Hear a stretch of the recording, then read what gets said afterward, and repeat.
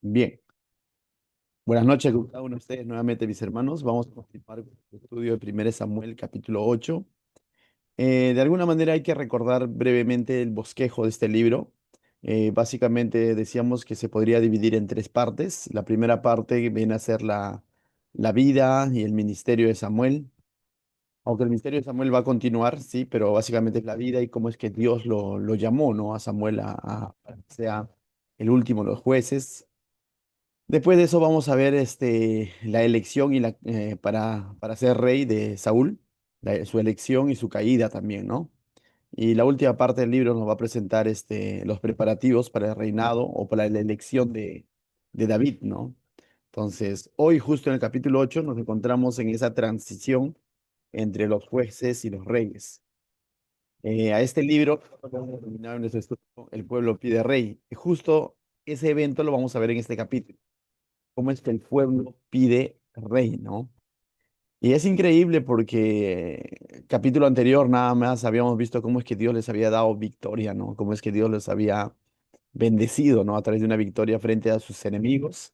Pero sin embargo, el pueblo siempre está insatisfecho y va a pedir rey, ¿no? Entonces va a pedir que las cosas se hagan como ellos quieren, por así decirlo, ¿no? Y se van a olvidar de alguna manera de lo que Dios ha hecho, de lo que Dios está haciendo a través del ministerio de Samuel, y el pueblo se va a atrever a pedir rey al igual que los demás pueblos, ¿no? Entonces, capítulo 8, mis hermanos, comenzamos verso a verso. Dice así, verso 1 al 3, vamos a estar viendo cómo es que Samuel ya en sus últimos días, no en sus últimos días como tal, porque él va a continuar, pero sí ya nos va a presentar a un Samuel envejecido, ¿no? En su última temporada, vamos a verlo así. Y del 1 al 3 vamos a ver cómo es que él designa a sus hijos como jueces. Y eso es algo interesante que de pronto no era normal, ¿no? Heredar el ministerio de juez. Un juez era aquel personaje que Dios levantaba en su misericordia para una función especial en medio de su pueblo. En esos casi 400 años hemos visto que Dios levantó a Sansón, a Gedeón y a muchos otros más, pero el ministerio de juez no era heredable, ¿no? Pero aquí vamos a ver cómo es que Samuel pretende heredar ese ministerio, ¿no? Entonces dice, aconteció que habiendo Samuel envejecido, puso a sus hijos por jueces sobre Israel, ¿no? Entonces, Samuel va a colocar a sus hijos como jueces. Y si bien es cierto, la Biblia no nos muestra un pecado explícito de Samuel, quizás al igual que Daniel, al igual que José, personajes en la Biblia, donde la escritura no nos muestra un pecado explícito, ciertamente eso no significa que ellos no cometieron pecado, ¿no? O sea, definitivamente la Biblia dice, por cuanto todos pecaron. Pero de alguna manera fueron hombres temerosos de Dios en su caminar con Dios, ¿no? José, Daniel y ahí también Samuel. Pero aquí a Samuel en sus últimos días o en sus últimas temporadas nuevamente, vamos a encontrarle como que un detalle, ¿no? Este hecho de que él pone a sus hijos como jueces sobre Israel. Y recordemos un poco, el que colocaba como jueces o el que levantaba jueces en medio de un momento de crisis en el pueblo de Israel, un momento en el que el pueblo clamaba a Dios porque estaba siendo oprimido por el enemigo a causa de su propio pecado, era Dios. Era Dios el que levantaba a los jueces. Es Dios quien ha levantado a Samuel, ¿no? Y ha dado de baja a Elí, al sacerdote y a su familia, ¿no es cierto? Pero en ningún momento vemos un patrón en el que este ministerio debía ser heredable, vamos a llamarlo así, ¿no? Es decir, el juez no era heredable, ¿no? Es más, en el libro de Jueces vemos que a Gedeón de alguna manera está de victoria en victoria, está siendo usado por el Señor, de pronto como que le ofrecen el reinado y Gedeón rechaza el reinado, ¿no? Desde aquel entonces ya como que querían elegirlo como rey, ¿no? Y como los otros pueblos tenían, era normal en los otros pueblos que tengan rey. Gedeón rechaza el reinado y no solo la de él, sino para la de su descendencia, ¿no? Dice, ni ninguno de mis hijos se atreva, ¿no? Sino que sea Dios quien pone rey cuando tenga que ponerlo, ¿no? Y ciertamente en el libro de Deuteronomio, capítulo 7 vemos de que Dios les había prometido rey en un futuro, cuando ellos estén en la tierra prometida, pero eso llegaría cuando Dios lo disponga, no cuando el pueblo lo pide. Dios, es más, da ciertas características de ese rey, ¿no? Cómo es que debería ser ese rey. Pero bueno, el pueblo aquí de pronto se va a adelantar, pero no me quiero adelantar yo tampoco. Entonces vemos que en el verso 1, este, Samuel está de alguna manera delegando a sus hijos, ¿no? Pero no solamente el problema está ahí en que no es que Dios lo levantaba a estos hijos, sino que vamos a ver que la conducta de sus hijos también no era lo más correcto que digamos. Mira, dice, y el nombre de su hijo primogénito fue Joel, y el nombre del segundo fue Abías, y eran jueces en Berseba. Y es interesante porque estos dos nombres son nombres piadosos, son nombres, vamos a decirlo hoy en día, dirían bíblicos, ¿no? Normalmente cuando en el ámbito cristiano se pregunta, ¿cómo se llama tu hijo? Dice, no, se llama Daniel, wow, ¿no? Dicen, como Daniel, el de la Biblia. David, como el rey, ¿no?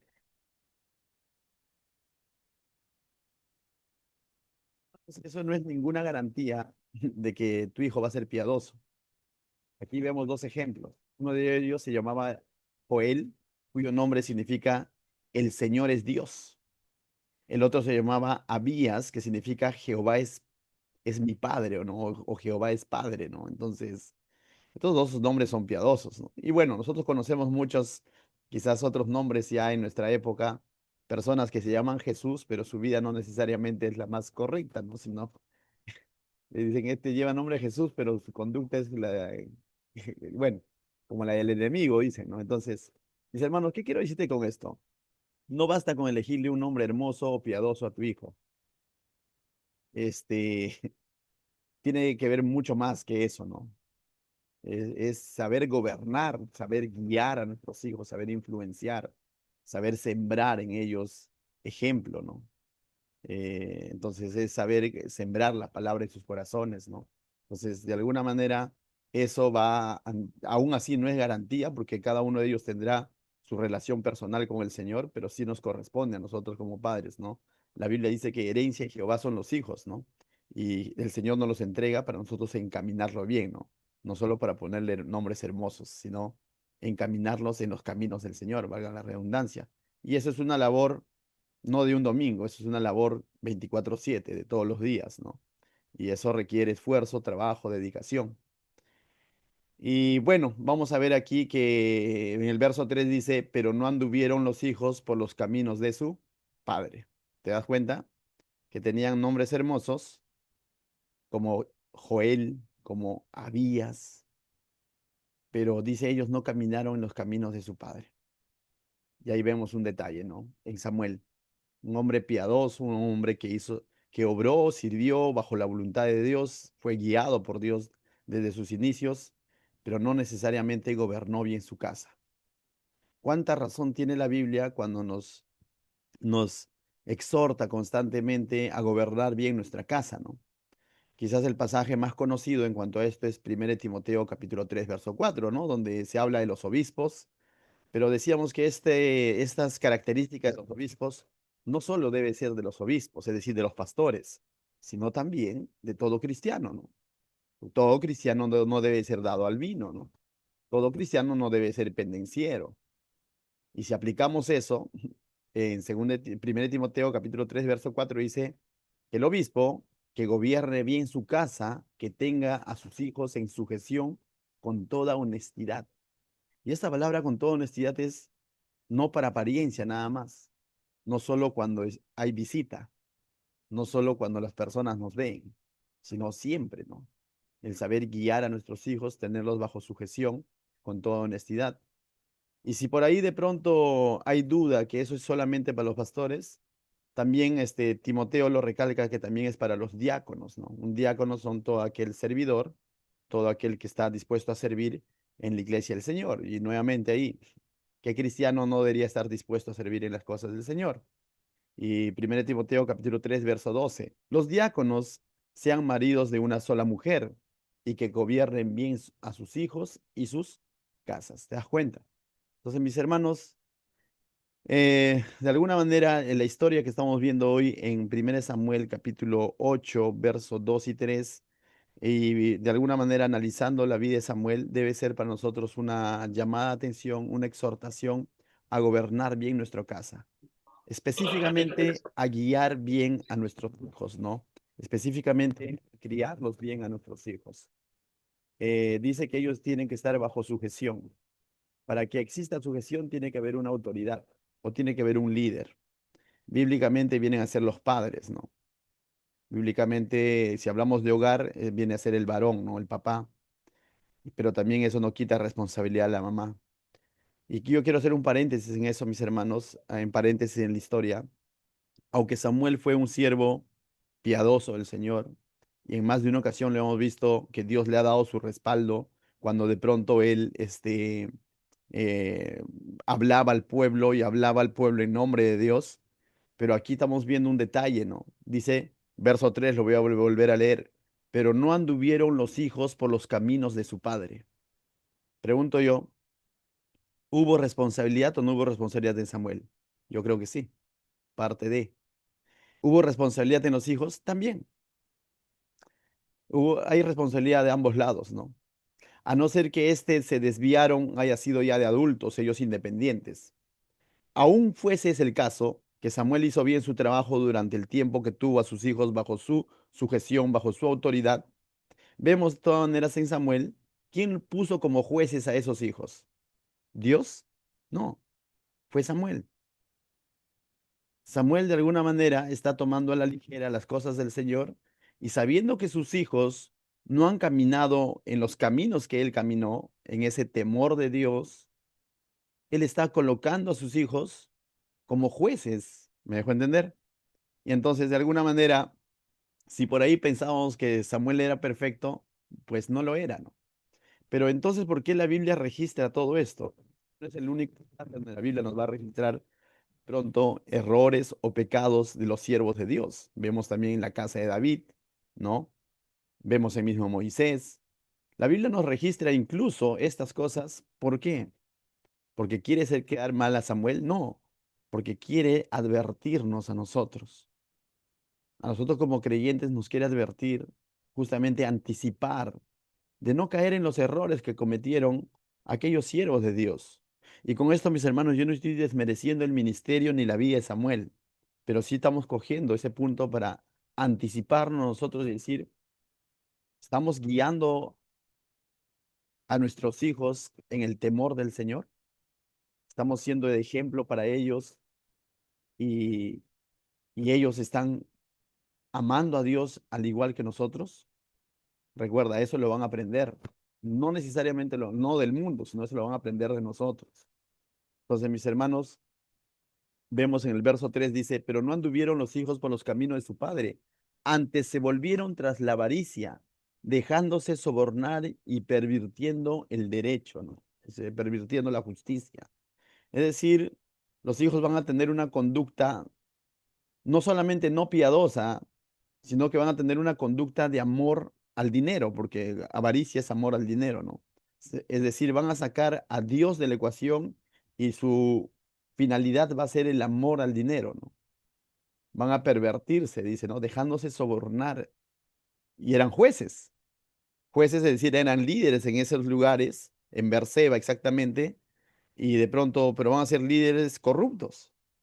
Entonces, mis hermanos, eh, es triste, ¿no? Es triste ver este cuadro, pero esto no solamente es de aquel entonces. Hoy en día, mis hermanos, que de pronto el padre sea pastor, no es garantía que sus hijos necesariamente, bueno, automáticamente van a ser chicos piadosos. No, porque antes de ser pastor soy padre y tengo mucha responsabilidad sobre ellos. Y mi ánimo también va para ustedes, ¿no? Cada uno de ustedes son siervos de Dios. Pero así como siervos tenemos responsabilidad sobre nuestro hogar.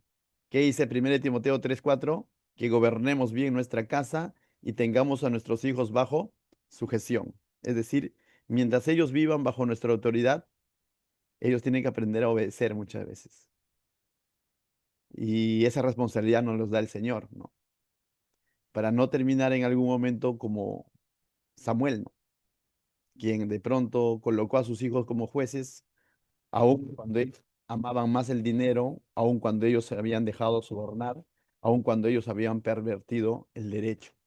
Entonces, este pasaje, mis hermanos, la verdad, yo lo tomo en serio, soy padre, como muchos de ustedes que están acá, y no es fácil, pero es nuestra responsabilidad.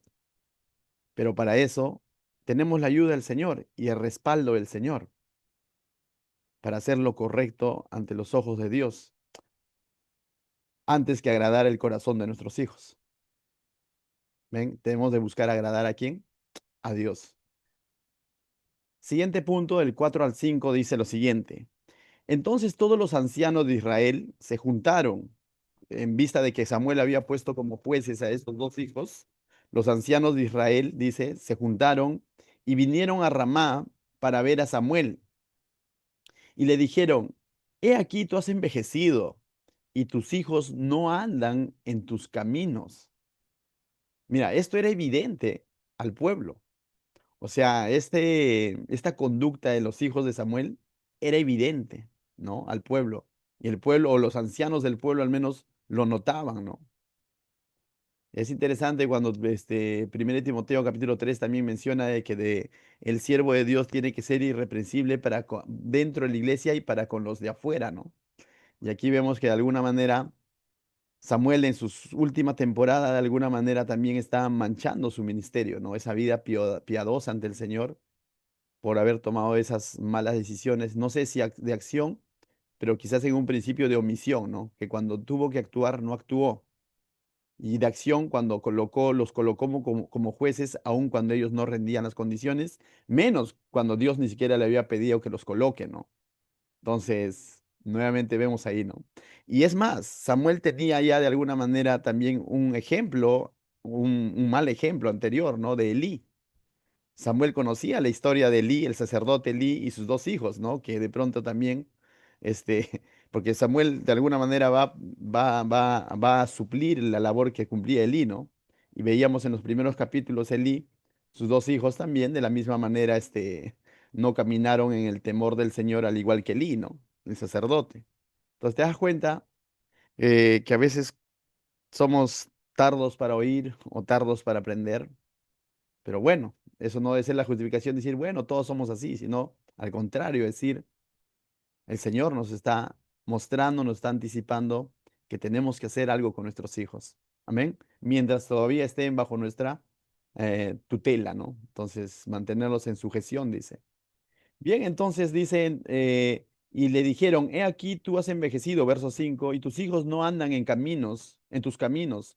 Por tanto, constitúyenos ahora un rey que nos juzgue. Y esto va,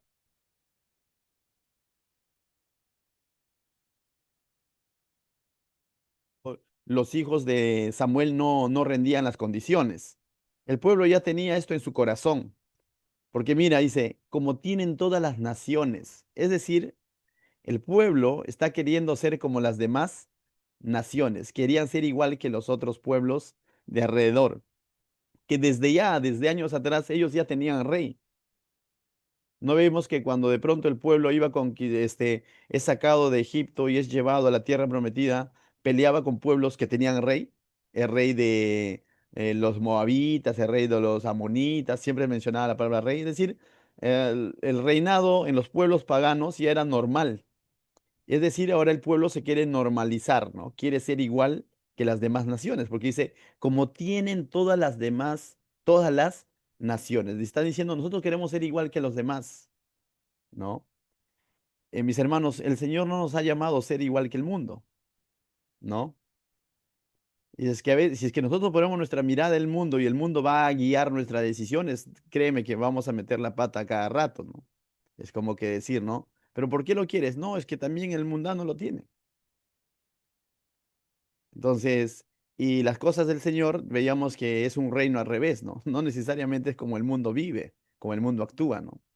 Es decir, bueno, si me piden algo, algún producto, le voy a dar de menos calidad. ¿Pero por qué le das de menos calidad? Porque todo el mundo lo hace, ¿no? Bueno, voy a soltar por ahí, qué sé yo, ¿no? Voy a llegar tarde, pero ¿por qué llegas tarde? Porque todo el mundo lo hace. Es que el mundo no puede guiar nuestras decisiones. Los chicos, ¿no? Hoy en día dicen, no, bueno, es normal tener enamorada. ¿Pero por qué? Porque todo el mundo lo tiene. ¿Por qué yo no? Es que muchas veces estamos olvidando que el Señor nos ha llamado a ser un pueblo distinto, un pueblo diferente, real sacerdocio, nación santa. Se lo dijo a su pueblo en el Antiguo Testamento y se lo dice a la iglesia, ¿no? Nos ha sacado del reino de las tinieblas a la luz admirable, para ser un pueblo santo, una nación santa. Y eso significa que apartado del pecado, apartado del mundo para Dios. No tanto como decía este hombre llamado Acuña, ¿no? Que somos una raza distinta, sí, pero sí podríamos decir que somos un pueblo distinto, ¿no? Un pueblo diferente, apartado del pecado, sellados por el Espíritu Santo. Entonces, mis hermanos, ellos se han olvidado que han sido llamados a ser una nación santa. Es más, en Éxodo el Señor los llama mi especial tesoro. Es así como los llama. En Levítico, sed santos porque yo soy santo.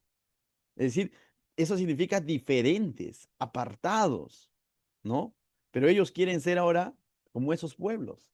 Ya no solamente se quieren mezclar con esos pueblos, sino que quieren ser como esos pueblos. Mis hermanos, como cristianos hemos sido llamados a ser santos, a ser lapicero a la mano.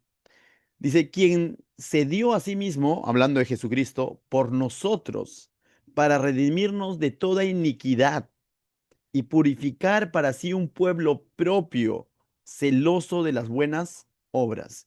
El Señor se ha entregado ciertamente para redimirnos, es decir, para limpiarnos, para rescatarnos de toda iniquidad, de toda maldad, de todo pecado, para purificarnos y dice, y para hacernos para sí, para Él, un pueblo propio. Esto significa un pueblo diferente, un pueblo distinto, celoso de buenas obras. Entonces, mis hermanos, si nosotros entendemos esta verdad, que hemos sido llamados, ahora ya no somos hechos hijos de Dios, que ahora somos nuevas criaturas, que ahora hemos sido sumergidos en el cuerpo de Cristo, insertados en el cuerpo de Cristo, no podemos pretender, pues, vivir como el mundo vive, porque el mundo vive de espaldas a Dios.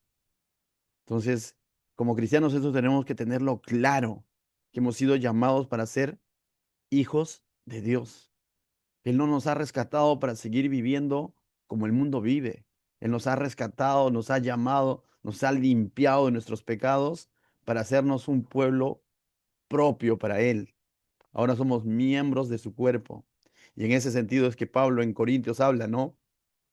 ¿Qué comunión tiene la luz con las tinieblas? En ese sentido es que Pablo ahora dice qué comunión tiene Cristo con Belial, ¿no? Y no solamente es un texto que se refiere al matrimonio, por cierto, es un texto que estaba exhortando a la iglesia de Corinto que no se mezcle con el mundo, no estaba hablando necesariamente de matrimonio, que podría aplicar a un matrimonio, lógico, pero básicamente hablaba en general, ¿no? Que el pueblo no se contamine y no se mezcle en las costumbres del mundo. Pegado a esos pasajes está todo me es lícito, mas no todo me conviene, por ejemplo, ¿no? Entonces, mis hermanos, ¿por qué me detengo bastante aquí? Porque considero que la mayoría de los que está escuchando este mensaje ya somos cristianos, ya son cristianos. Y déjame recordarte esto de parte del Señor, ¿no? Tú has sido llamado para ser pueblo santo del Señor. Y santo significa apartado de este mundo. Jesús lo dijo de otra manera, estamos en este mundo, mas ya no somos de este mundo. No podemos vivir gobernados por las costumbres de este mundo. Romanos lo dice de otra manera, no te amoldes, no te conformes a estos tiempos, a este siglo o a este mundo. Entonces, eso es algo que debemos de tener claro. Pasamos al verso 6, mis hermanos, para avanzar con 1 Samuel capítulo 8. Dice, pero no agradó a Samuel esta palabra que dijeron. Bueno, no sé si porque chotearon a sus hijos, pero también porque el pueblo está pidiendo rey, ¿no? Sobre todo eso, ¿no? Dice, danos un rey que nos juzgue. Eso no le cuadró a Samuel, ¿no? En medio de todo el error de Samuel, vemos de que él tuvo buenas acciones, correctas acciones. En medio de esto, Samuel no se puso bravo ni tampoco de pronto insistió, no, no, yo ya elegí a mis hijos y me lo respetan, no. De alguna manera aquí yo veo un cambio en la forma de pensar de Samuel, ¿no? Porque dice, y Samuel oró a Jehová, mis hermanos. lo mejor que podemos hacer ante situaciones que de pronto discrepamos o no estamos de acuerdo o nos molestan o no nos agradan, es ir en oración al Señor. Y eso es lo que está haciendo Samuel, ¿no? Dice, y Samuel oró a Jehová. Verso 7. Y dijo Jehová, ya me imagino, yo como Samuel voy, oro y estoy esperando que Dios me diga, ya, no te preocupes, Samuel, ahorita mando un rayo, ¿no? Pero no va a suceder eso, mira lo que dice Dios. Dice, verso 7. Y dijo la voz del pueblo en todo lo que te digan, porque no te han desechado a ti, sino a mí me han desechado, para que no reine sobre ellos. Dios lo tiene claro. Dios no se está preguntando, pero ¿por qué dice eso el pueblo? ¿Pero por qué están siendo ingratos? Consúltale, saber de nuevo. No, Dios tiene claro, porque Dios puede ver el corazón del hombre. Quizás nosotros los seres humanos somos comprender algo, ¿no? Y de alguna manera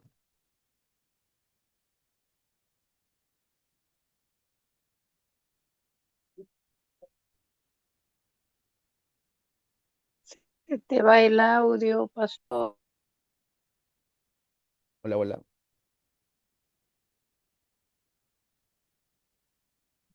hola, hola, hola. Bien, ahora continuamos, ¿no? Y me quedé en el punto donde decíamos, Dios lo tiene claro. Dios tiene claro lo que está pidiendo el pueblo y conoce las intenciones del pueblo. Dios no va a enviar a Samuel a decirles, oye, consúltales bien por si acaso. Dios conoce incluso las intenciones de nuestro corazón. Nosotros somos limitados a eso, pero Dios lo tiene claro. Mira lo que dice el verso 7. Oye la voz del pueblo en todo lo que te digan, porque no te han desechado a ti, sino a mí me han desechado para que no reine sobre ellos. Dios sabe que hace rato el pueblo venía con esta cantaleta, ¿no? De que no querían ser gobernados por Dios. Nuevamente, solamente de nombre Israel. ¿Qué significa Israel? Gobernado por Dios. Pero ese pueblo de Israel, que significa gobernado por Dios, solo lo tienen de nombre, porque no quieren ser gobernados por Dios. Quieren ser gobernados por un hombre. Y Dios lo tiene claro y dice, Samuel, no te lo tomes personal, no es contigo. No te están rechazando a ti ni menos a tus hijos, porque tus hijos bien ganados se lo tienen el rechazo. Me están rechazando a mí, porque no quieren que yo reine sobre ellos. Mis hermanos, cuando a veces discrepamos con lo escrito está, cuando a veces discrepamos con el consejo de Dios, o quizás en algún momento el Señor te use para llevar un consejo de parte del Señor y la persona lo rechaza, recuerda, no te están rechazando a ti. Si es que es de Dios, le están rechazando a Dios. Pero veámoslo de otra manera. Si en algún momento nosotros discrepamos con la escritura y digo, no, esta parte no se aplica, no quiero y no me parece, no estoy rechazando al que me lo está diciendo, estoy rechazando a Dios. Verso 8. Conforme a todas las obras que han hecho desde el día que los saqué de Egipto hasta hoy, dice, dejándome a mí y sirviendo a dioses ajenos, así hacen también contigo. Y aquí Dios lo tiene claro, que no es la primera vez en el que el pueblo se está atreviendo a hacer lo que quería. ¿Te acuerdas del libro de los jueces? Cuando te olvidas de Dios. Y ahí había un pasaje donde decía, ¿no? Y el pueblo hacía lo que mejor le parecía, ¿no? O sea, ese es el resumen del libro de jueces, ¿no? El pueblo hacía lo que mejor le parecía y se metía en problemas. Entonces, el rechazo a Dios no es que se está dando aquí por primera vez. Saliendo de Egipto nada más, y por eso que lo menciona acá, ¿no? Saliendo de Egipto nada más, dice acá, desde el día que los saqué de Egipto hasta hoy, dice, no, esto no es nuevo para Dios. Dejándome a mí sirviendo a dioses ajenos, así hacen también contigo, le dice Samuel. Y vemos evidencia que saliendo de Egipto nada más, ¿ante quién reclamaron? Ante Moisés, ¿no? ¿Para qué nos has sacado? ¿Se acuerdan? Cuando estaban frente al mar y venían los egipcios.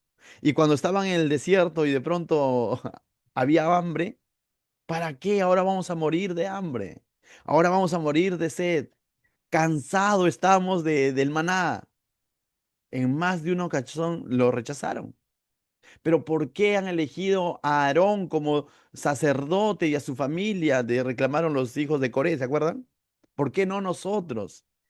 No es la primera vez, mis hermanos, en el que están rechazando a Dios. Entonces aquí, Samuel, no te hagas la víctima o la víctima que no te están rechazando solo a ti. Ya, esta es toda una vida de rechazo. Mis hermanos, parece gracioso, pero sabes, a veces nuestra conducta es así. A veces nuestra conducta es así. Quizás no lo rechazamos abiertamente, pero al omitir el consejo de Dios es rechazar. El omitir el consejo de Dios es rechazar al Señor, es rechazar su consejo. Y a veces en más de una ocasión hemos sacado adelante nuestros propios planes, nuestras propias técnicas, nuestra propia estrategia, nuestro propio criterio antes que la voluntad de Dios. Y nuestro propio plan, nuestra propia estrategia probablemente sea muy planificada y nos puede parecer muy buena idea, pero si no ha sido sometido a la voluntad de Dios, de nada sirve, ¿no?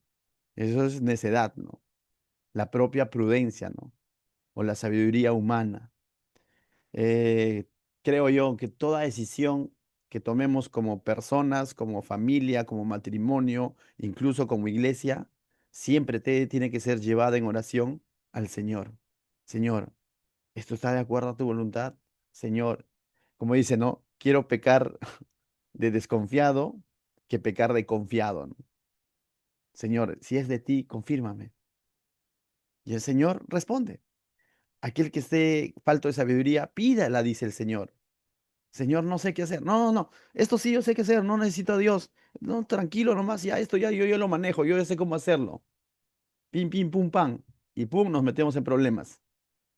Cuando debería ser, ¿no? Señor, ayúdame. ¿Cómo decidir en esta situación? Ayúdame a decidir conforme a tu voluntad. A actuar conforme a tu voluntad. Y eso debe ser en cada área de nuestra vida, mis hermanos. Como esposos, como padres, como trabajadores. No siempre vamos a tener la respuesta en la boca. ¿Cuántos están aprendiendo a ser esposos? Yo creo que todos. A ser padres, todos. ¿Y de quién debemos aprender? De nuestro Padre, del Señor, de su palabra.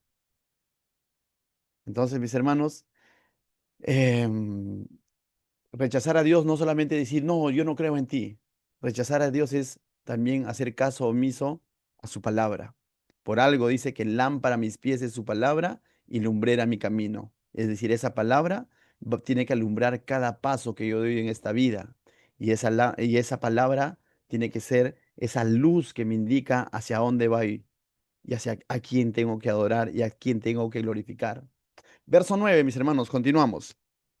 Ahora pues, dice, oye su voz, mas protesta solemnemente contra ellos y muéstrales cómo les tratará el rey que reinará sobre ellos. Este protéstales solemnemente, es decir, más manifiéstales de todas maneras cuáles van a ser las consecuencias de su gran idea, ¿no? De la gran idea que están teniendo. Y le dice, ¿no? Óyelos y diles. Y esto me hace recordar un poco a los libros de los profetas, ¿no? También va a llegar un tiempo más adelante, ya en el tiempo de los reyes, donde el pueblo y el rey mismo van a estar igual desviados tras la idolatría. Y Dios va a levantar profetas y aún a sabiendas de que el pueblo no va a creerle. Y uno de los profetas le va a decir, Señor, pero ¿por qué me mandas si no me van a creer? Dice, para que quede evidencia que mi palabra no faltó. Y aquí veo algo similar, ¿no? Dices, óyelos, pero al mismo tiempo, preséntales solemnemente o protesta, más protesta solemnemente contra ellos. Es decir, muéstrales cómo les tratará el rey cuando reinará sobre ellos. Dile cuáles van a ser las consecuencias. Yo creo que aún ahí había oportunidad de arrepentirse y decir, no. Vamos a ver qué es lo que les dice Samuel. Verso 10. Dice, y refirió Samuel todas las palabras de Jehová al pueblo que había pedido rey. y dijo, pues así hará el rey que reinará sobre vosotros. Tomará vuestros hijos y los pondrá en sus carros y en su gente de a caballo para que corran delante de su carro. Dice, y nombrará para sí jefes de miles y jefes de cincuentenas. Los pondrá a sí mismos a que aren sus campos y cieguen sus mieses, y a que hagan sus armas de guerra y dice, y pertrechos de sus carros. Me llama la atención la primera frase del verso 12. Nombrarán para sí, no dice para Dios. O sea, todo lo que ellos van a tomar es para sí, este rey, ¿no? Para él, para exaltarse él, para beneficiarse él. Verso 13. Tomará también a vuestras hijas para que sean perfumadoras, cocineras y amasadoras. Asimismo tomará lo mejor de vuestras tierras, de vuestras viñas y de vuestros olivares, y os dará a sus siervos. Diezmará vuestros granos, vuestras viñas, para dar a sus oficiales y a sus siervos. Esto de diezmará significa como que les cobrará impuestos, ¿no? Tomará vuestros siervos, vuestras siervas, vuestros mejores jóvenes y vuestros asnos, con ellos hará sus obras, no la obra de Dios, sino sus obras, su propia obra hará este rey. Diezmará también, verso 17, diezmará también vuestros rebaños y seréis sus siervos, pondrá impuestos sobre sus rebaños. Y clamaréis aquel día a causa de vuestro rey, que os habréis elegido, mas Jehová no os responderá en aquel día. Mis hermanos, hemos visto que se repite numerosas veces, tomará, diezmará. ¿Para quién? ¿Para Dios? No, para sí. Todo lo que haga este rey va a ser para glorificarse él, mas no para glorificar a Dios. Esta es una advertencia clara para el pueblo. Pero la advertencia final viene en el 18.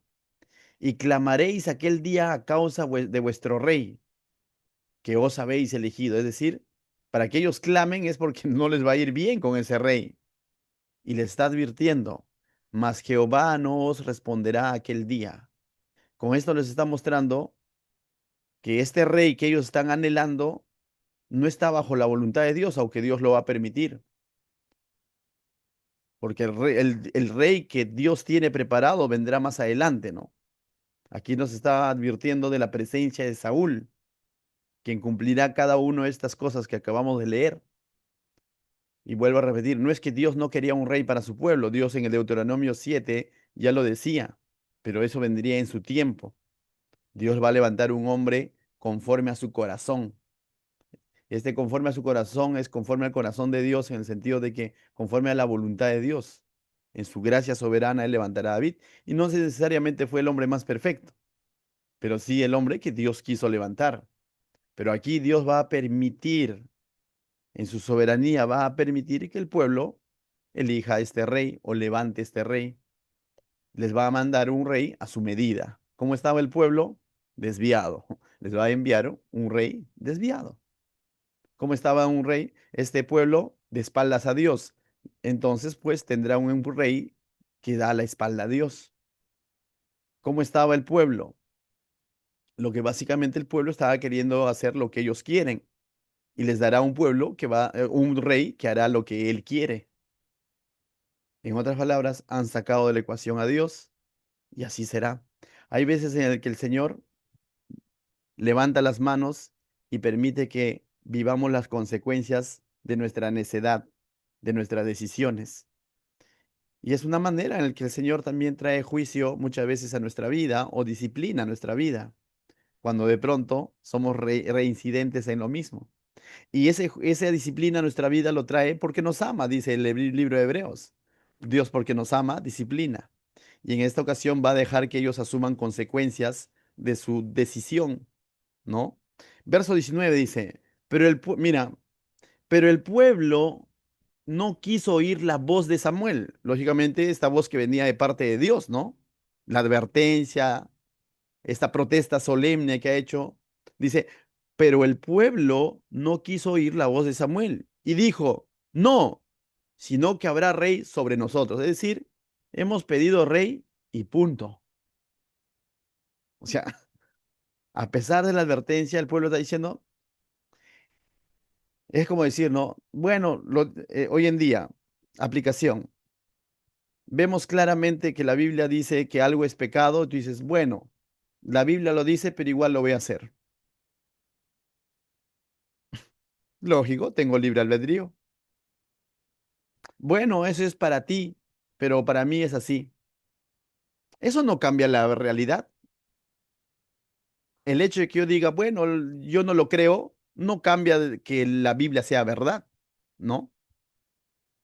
La Biblia dice algo claro, ¿no? Que, por ejemplo, mentir es pecado. Y tú dices, bueno, yo creo que a veces me puedo permitir unas mentiritas y no creo que sea malo. Por el hecho que uno diga que no es malo, no cambia la realidad. La realidad es de que mentir es pecado, por dar un pecadito por ahí. Y así, mis hermanos, muchos ejemplos. Más, ¿no? Hoy en día que dicen, no, los tiempos han cambiado. O los hijos cuando dicen, no, no, papá, mamá, para ti era, pero para mí es así. Bueno, ¿qué hace Dios? Levanta las manos. ¿Quieres tu propio rey? Bueno, sigue tu propio rey. Dice verso 20, ¿no? Y nosotros seremos también como todas las naciones, dicen ellos. ¿Te das cuenta nuevamente, no? Voy a leer desde el 19. Pero el pueblo no quiso oír la voz del Samuel y dijo, no, sino que habrá rey sobre nosotros. Es decir, de todas maneras tiene que haber rey. Y nosotros seremos también como todas las naciones. Y nuestro rey nos gobernará y saldrá delante de nosotros y hará nuestras guerras. Con otras palabras está diciendo, y nos defenderá. Mis hermanos, esto me parece absurdo. Capítulo 7 acabamos de ver, donde Dios les ha dado victoria. Dios ya acaba de darles victoria a través del consejo de Samuel, después de que habían metido la pataza con el arca del pacto y todo lo demás que habíamos visto en capítulos anteriores. Vienen y se arrepienten y Samuel ora, presenta sacrificios y Dios les da victoria sobre los filisteos. Una victoria contundente. Pero ellos dicen, no, nosotros queremos rey y ese rey hará nuestras guerras, es decir, nos dará la victoria. En el fútbol dicen lo siguiente, ¿no? Si un equipo te rinde, no lo cambies. O sea, y lo critican los técnicos, ¿no? Si te rindió bien en el último partido, ¿por qué lo cambiaste? Dice. Acá algo similar. Si Dios les ha mostrado su poder sobre los filisteos, ¿qué hacen ellos cambiando a Dios por un rey hombre, por un ser humano?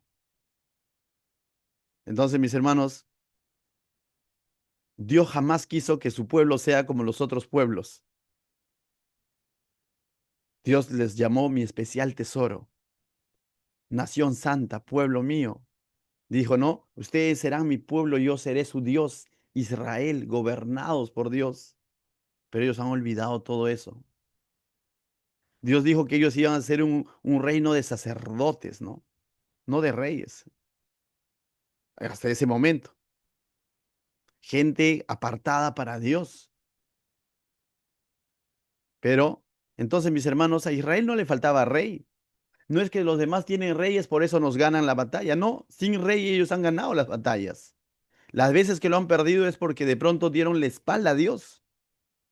Pero sin necesidad de tener reyes, ellos han ganado las batallas. Pero bueno, verso 21 dice, y oyó Samuel todas las palabras del pueblo y las refirió en oídos de Jehová. Y Samuel vuelve nuevamente en oración, ¿no? Ante Dios. De alguna manera, creo que Samuel tenía cierta esperanza de que el pueblo se retracte, ¿no? Después de la protesta solemne que él ha hecho, ¿no? Y ha visto que no ocurrió eso, sino que el pueblo, al contrario, se afirmó más en su idea de tener su rey al igual que los otros pueblos. Y entonces lo que Samuel va a hacer, volver a Dios, ¿no? Nuevamente en oración. Dice, y las refirió a oídos de Jehová, ¿no? Es decir, va a orar nuevamente. 22. Y Jehová dijo a Samuel, oye su voz y pon rey sobre ellos. Entonces dijo Samuel a los varones de Israel, idos cada uno a vuestra ciudad, es decir, Bueno, vayan a su ciudad, que se les dará rey, pues, ¿no? Mis hermanos, cuando a veces nos resistimos a Dios, cuando nos resistimos a su consejo, en realidad lo único que estamos haciendo es lastimarnos a nosotros mismos. Porque Dios es, muchas veces en su soberanía, Él va a decir, bueno, ¿quieres hacer tu propio, tú quieres vivir conforme a tu propia prudencia, tu propio intelecto, tu propia idea? Pues vive. Y esa es una de las maneras como a veces Dios disciplina. ¿No vimos la parábola del hijo pródigo? Cuando el hijo viene y le va a el padre no lo trata de retener, muchas veces dice, anda, ve, experimenta. Pues sabemos cómo termina la historia, ¿no?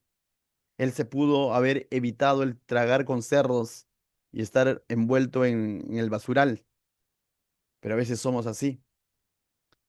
Pero este mensaje no es para empujarte a que hagas eso, es para decirte, no lo hagas, no lo hagas, no lo hagas. Es decir, si por ahí de pronto hemos estado viviendo de espaldas a Dios o en ciertas áreas de nuestra vida no estamos considerando a Dios, considéralo, considéralo, mi hermano. O sea, no saques a Dios de la ecuación.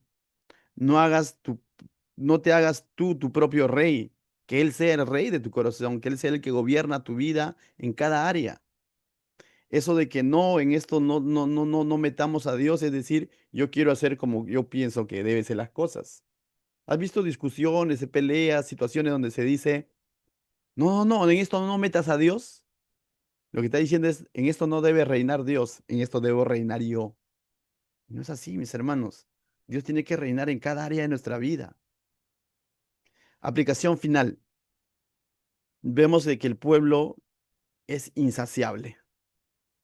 Acaban de venir de una victoria y capítulo 8 vemos que está pidiendo rey. Cuidémonos de eso. Seamos como Pablo, ¿no? A quien se le dijo, mi gracia te basta, ¿no? O mi gracia es suficiente. Aprendamos a vivir entendiendo que Cristo es más que suficiente, y Él lo llena todo. Busquemos su reino y su justicia, y todo lo demás es añadidura. Pero por la añadidura, no saques de la ecuación a Dios. No dejes la justicia. No dejes el rey, que es Cristo. Busca su reino y su justicia. Todo lo demás es añadidura. Segundo punto. A veces lo que anhelamos no necesariamente es malo. Lo que ellos estaban anhelando no necesariamente era malo, porque en un futuro Dios les iba a dar, y desde Deuteronomio ya les había anticipado eso. Pero debemos saber esperar los tiempos de Dios. Si ellos hubiesen sabido esperar, se hubiesen ahorrado todo el reinado de Saúl y David iba a ser el primer rey de Israel, conforme al corazón de Dios. Pero a veces no sabemos esperar, ¿no? Y en nuestra desesperación tomamos atajos, tomamos nuestras propias decisiones. Por ejemplo, yo le digo esto a los jóvenes, ¿no? Conocer a una persona a quien tú vas a amar y con quien vas a formar una familia para toda la vida y tener hijos y ser felices, bendecidos por Dios, anhelar esa persona, que llegue ese momento. ¿Es malo? No, pero tienes que saber esperar. Lo mejor que tú vas a poder entregarle a esa persona cuando llegue el momento es tu pureza, tu integridad, no tu experiencia. Entonces, mis hermanos, las cosas que anhelamos no necesariamente son malas, no siempre, mejor dicho, pero debemos saber muchas veces esperar en Dios. Él tiene que ser en el momento de Dios. Recuerda por último, tú y yo somos santos. No por nuestra conducta que hemos tenido, sino somos santos por lo que Cristo ha hecho en la cruz. Es decir, ya hemos sido apartados del pecado. No hay por qué volver a anhelar las cosas del mundo. Él dice, el que tiene amistad con el mundo se hace enemigo de Dios, ¿no? O viceversa. Entonces, mis hermanos, sino por lo contrario, debemos seguir el consejo que dice Pablo a los romanos, ¿no? Que nos presentemos ante Dios como sacrificio vivo, santo, agradable a Dios, ¿no? Eso es lo más inteligente que vamos a hacer. entregarle todo nuestro ser al Señor, vivo, santo, apartado, agradable a Dios, dice. Y el verso 2 que nos dice Romanos 12, no nos conformemos, es decir, amoldemos a este siglo, sino por lo contrario, dice, debemos de transformar por medio de la renovación de vuestro entendimiento. Debemos ser transformados, dice, para comprobar cuál es la buena voluntad de Dios agradable y perfecta. Alguien me preguntó, ¿y cómo de pronto yo me renuevo? ¿No? ¿Cómo es que me renuevo mi manera de pensar, mi entendimiento? Hebreos 4:12 dice, porque la palabra de Dios es viva y eficaz, más cortante que toda espada de dos filos, y penetra hasta partir el alma y el espíritu, las coyunturas y los tuétanos, y discierne los pensamientos y las intenciones del corazón, mis hermanos. La palabra de Dios, hay infinidad de pasajes en la Biblia en cuanto a la importancia de la palabra de Dios, que nos lava, nos limpia, nos renueva. Entonces, no nos dejemos guiar por nuestras emociones o por lo que el mundo hace o por lo que la mayoría hace. Dejémonos de guiar por lo que la palabra de Dios nos muestra. Y así vamos a comprobar, dice, cuál es la buena voluntad de Dios, que es agradable y perfecta. ¿Qué tal si oramos para poder terminar este tiempo? Padre, te doy gracias, Señor, esta noche por tu preciosa palabra.